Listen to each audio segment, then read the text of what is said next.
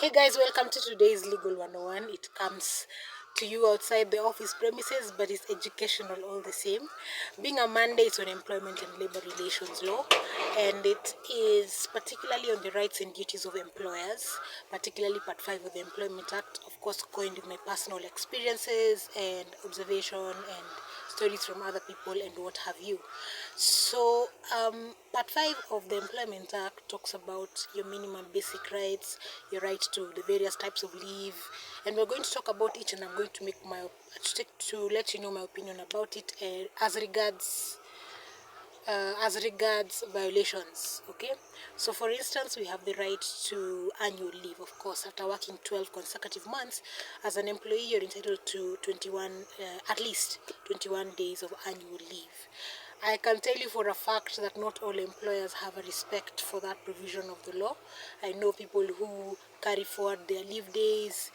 They cannot leave the office space or the workspace because there's literally nobody else to do that which they do. So their leave days continue to accrue over and over and over all through the years.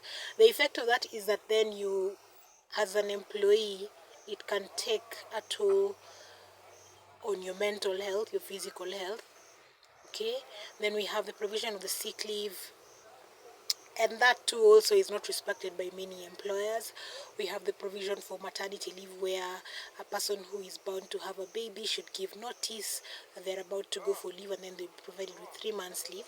Paternity leave is 2 weeks, and for the longest time we've had the discussion of whether or not it should be increased. You can tell me in the comments what your thoughts are on the same. I don't know if 2 weeks is, of course, it's not sufficient for a father who wants to be properly involved in the life of their young one.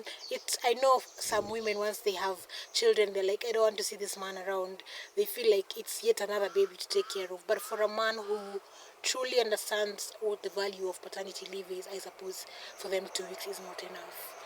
Then we have pre-adoptive leave, which to me is very, very important, where if you are adopting a child, then you're also entitled to pre-adoptive leave.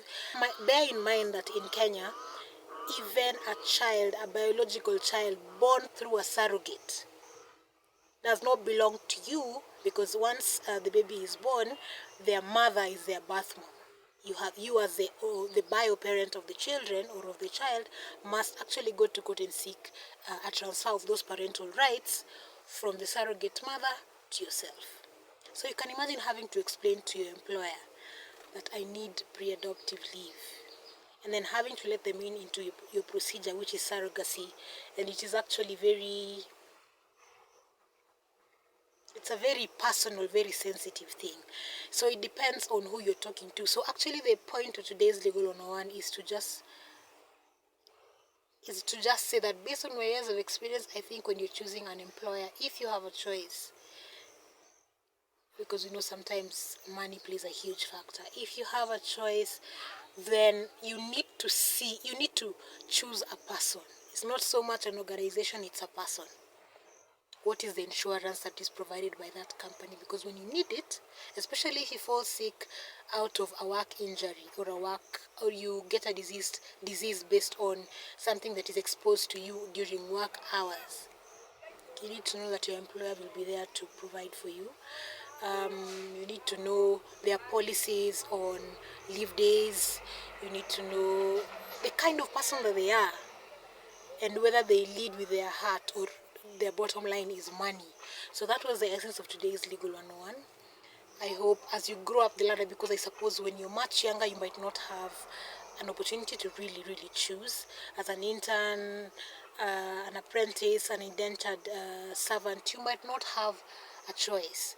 But as you climb up the ladder, perhaps then you have more bargaining power. And if you're bold enough, you can start from your first job.